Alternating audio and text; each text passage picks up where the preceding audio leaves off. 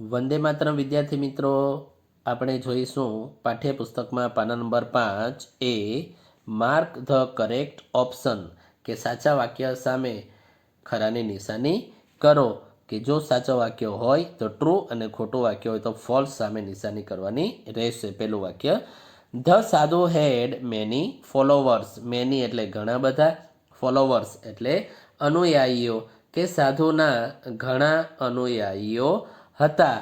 તો જવાબમાં આવશે ટ્રુ, એટલે કે આ વાક્ય સાચું છે. બીજું વાક્ય, the king wanted to meet the સાધુ. મીટ એટલે કે મળવું, કે રાજા સાધુને મળવા માંગતો હતો. તો આ વાક્ય કેવું છે? ફોલ્સ. ત્રીજું વાક્ય, તેનાલી રમણ હેડ નો રિસ્પેક્ટ ફોર ધ ફેક સાધુ. ફેક સાધુ એટલે કે ઢોંગી સાધુ, કે તેનાલી રમણે સાધુનો આદર કર્યો નહીં. તો આ વાક્ય કેવું છે? ટ્રુ, એટલે કે આપેલું વાક્ય સાચું છે. Number 4, the sadhu was really a holy man. Really એટલે ખરેખર, હોલી મેન એટલે કે પવિત્ર માણસ, કે સાધુ ખરેખર પવિત્ર માણસ હતો. તો આ વાક્ય કેવું છે? ફોલ્સ, એટલે કે આપેલું વાક્ય ખોટું છે. નંબર 5, ધ સાધુ હેડ મેજિકલ બિયર્ડ. બિયર્ડ એટલે કે દાઢી, ને મેજિકલ એટલે કે જાદુઈ, કે સાધુ પાસે જાદુઈ દાઢી હતી.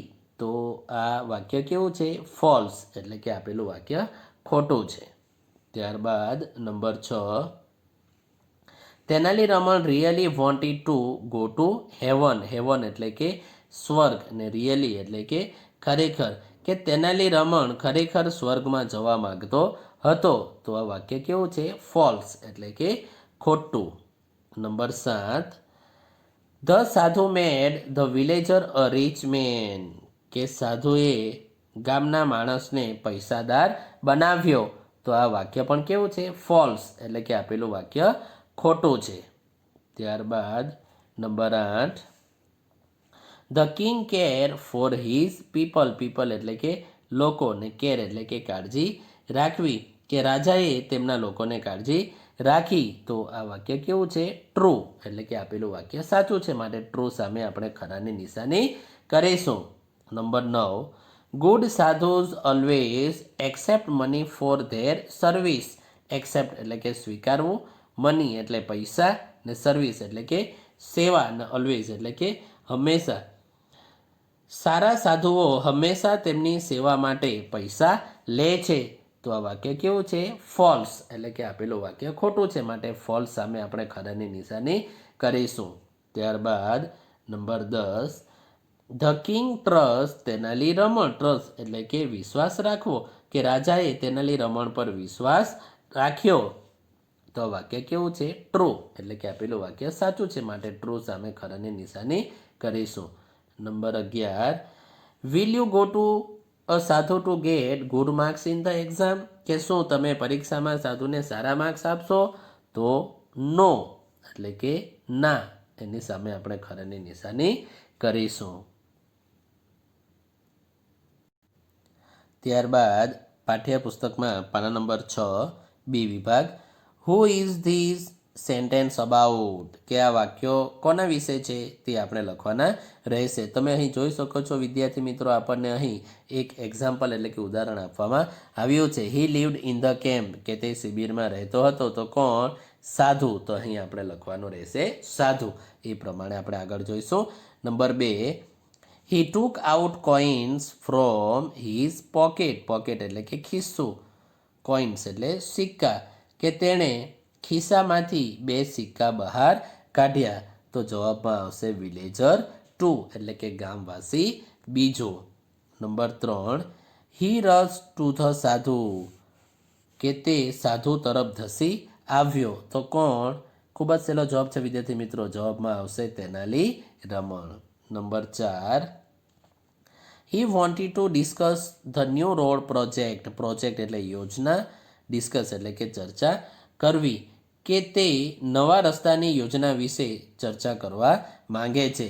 તો જવાબમાં આવશે ધ કિંગ, એટલે કે રાજા. Number 5, he produce coins and fruits from the air. કે તે હવામાંથી સિક્કા અને ફળો ઉત્પન્ન કરે છે? તો જવાબમાં આવશે sadhu. Number 6, he plucked the first hair from the sadhu's beard, કે તેણે સાધુની દાઢીમાંથી એક વાળ ખેંચી કાઢ્યો? તો જવાબમાં આવશે તેનાલી રમણ. આગળ જોઈશું number 7, he came from the Himalayas, કે તે હિમાલયમાંથી આવે છે? તો ખૂબ જ સહેલો જવાબ છે વિદ્યાર્થી મિત્રો, જવાબમાં આવશે sadhu.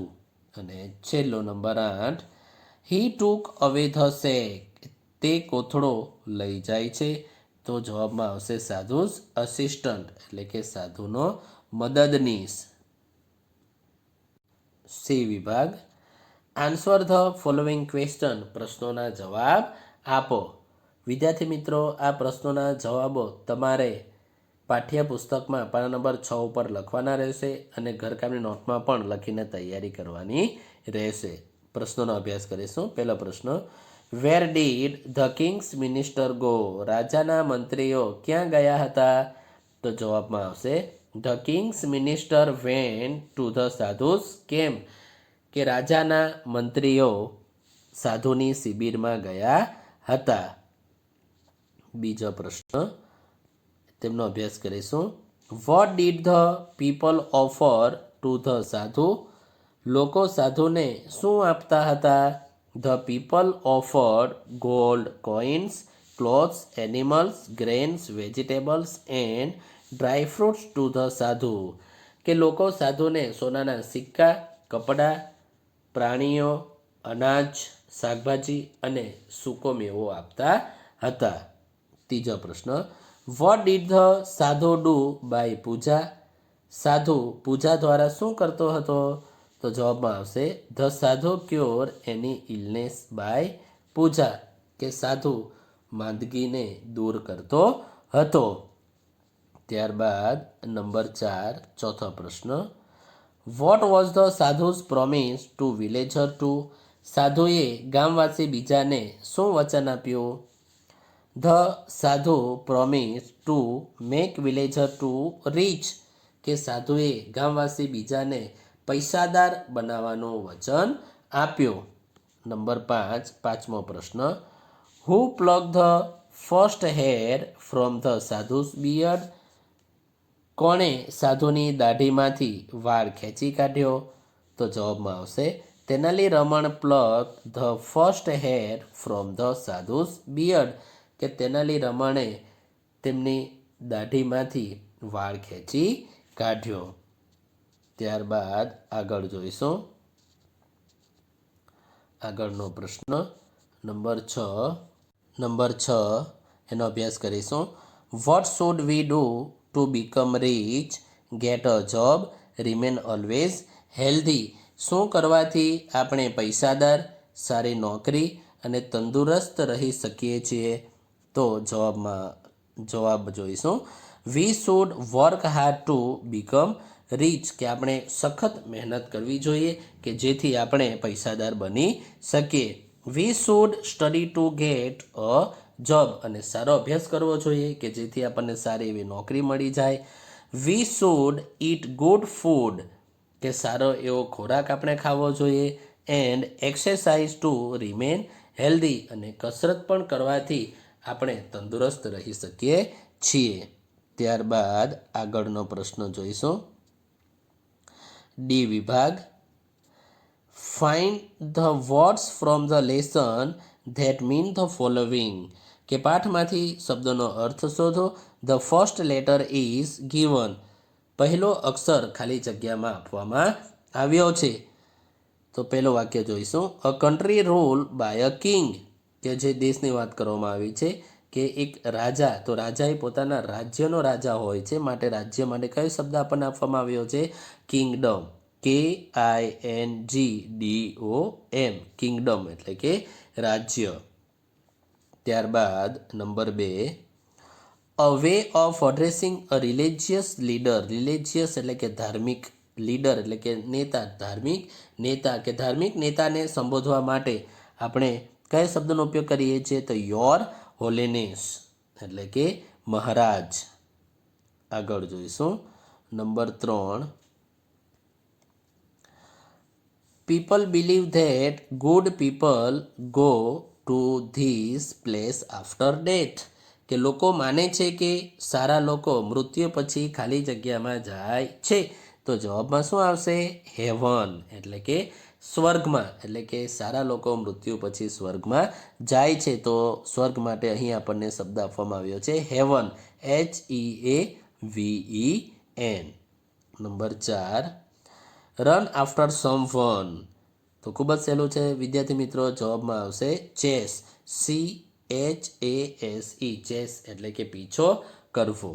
Number 5, the police does this to a thief. Thief એટલે કે ચોર, પોલીસ એટલે કે પોલીસ ચોરની ધરપકડ કરે છે. તો ધરપકડ કરવા માટે કયો શબ્દ આપણને આપવામાં આવ્યો છે પાઠમાં? Arrest, ARREST. અરેસ્ટ એટલે ગિરફ્તાર કરવું અથવા કે ધરપકડ કરવું. નંબર 6, અવે ઓફ એડ્રેસિંગ અ કિંગ. કે રાજાને સંબોધવા માટે આપણે કયો શબ્દનો ઉપયોગ કરીએ છીએ? કે યોર મજેસ્ટ્રી, એટલે કે રાજન અથવા કે મહારાજ પણ તમે કહી શકો. Your majesty, YOURMAJESTY, your majesty. Number 7, a person in a king's court. Person એટલે વ્યક્તિ, કિંગ્સ એટલે રાજા, અને કોર્ટ એટલે કે દરબાર, કે રાજાના દરબારમાં હોય તે વ્યક્તિઓ. તો તેને આપણે કયા નામથી ઓળખીએ?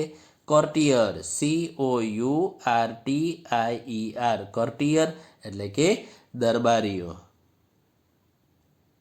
ત્યારબાદ વિભાગ imagine you are Tenali Raman.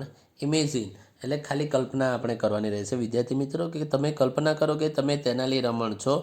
Tail the king what happen, અને તમે રાજાને જણાવો છો કે શું થયું છે. તો તમારે પણ પાઠ્યપુસ્તકમાં લખવાનું રહેશે. તો આપણે તેમની માહિતી લઈશું. I went to the camp of the sadhu, કે હું સાધુની શિબિરમાં ગયો. I saw the sadhu with a long beard and a saffron kurta sitting on platform under a tree, કે મેં જોયું કે લાંબી દાઢી અને કેસરી રંગના ઝભ્ભાવાળો એક સાધુ ઝાડ નીચે બેઠો હતો. There were many people there, કે ત્યાં ઘણા લોકો હતા. A villager gave a sack of rice to the sadhu, એક ગામવાસીએ ચોખાનો કોથળો સાધુને આપ્યો.